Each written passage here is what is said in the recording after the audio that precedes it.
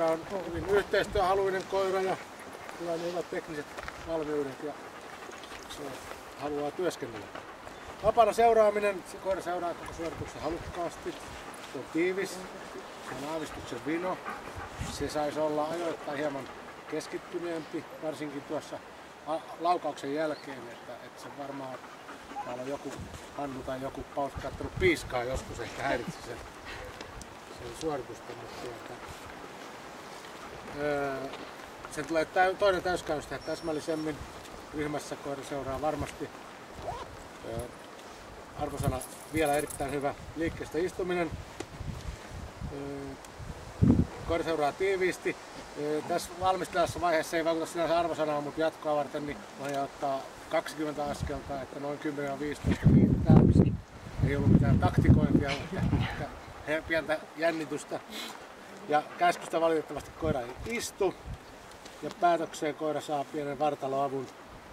Puutteellinen liikkeestä maahanmeno ja luoksetulo. Valmistelevassa vaiheessa perusasento on suora. Seuraa tiiviisti. Se täytyy olla hieman tarkkaavaisempi ja keskittyneempi. Käy käskystä hieman hitaasti maahan. Makaa tarkkaavaisesti, rauhallisesti. Tässä kun ohjaaja pysähtyy, niin käännetään siihen perusasentoon, niin ei enää sen jälkeen mitään sivuaskelia. Eli pysähdytään täsmällisesti sinne. Luoksetulo, koira tulee energisesti, halukkaasti. Sen pitää istua eteen hieman täsmällisemmin. Ja päätös vino, hyvä.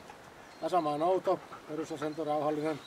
Menee esineelle määrätietoisesti ja halukkaasti ottaa sen heti, nopeasti. Sen täytyy tuoda se suorempaa, se tekee pienen kaaroksen.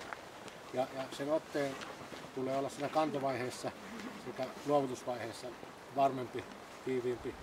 Päätös vino, korkea tyydyttävä. Vapaa hyppy nouto. Tässä koira tulee istua perusasennossa rauhallisemmin kun heittää. Hyppää vapaasti molempiin suuntiin. Jälleen sen otteen tulee varsinkin tässä luovutusvaiheessa olla rauhallisempi esineestä. Päätös hieman vino, hyvä. Esteen eli kiipeäminen nouto. Jälleen perusasennossa pitää olla rauhallisempi. Kiipeää energisesti ja määrätietoisesti molempiin suuntiin. Ottaa esineen korrektisti. Ote on rauhaton ja luovutusvaiheessa koira on myös ihan vino-asentoinen. Päätös vino ja koiran tulee istua syvempään. Vielä erittäin hyvä eteen lähettäminen maahanmeno. Tiivis valmisteleva vaihe lähtee määrätietoisesti ja etenee riittävän energisesti. Käy maahan vasta toisella käskyllä. Korkea tyydyttävä. Paikallaolo ei huomauttamista. Erinomainen arvosana on hyvä ja 82.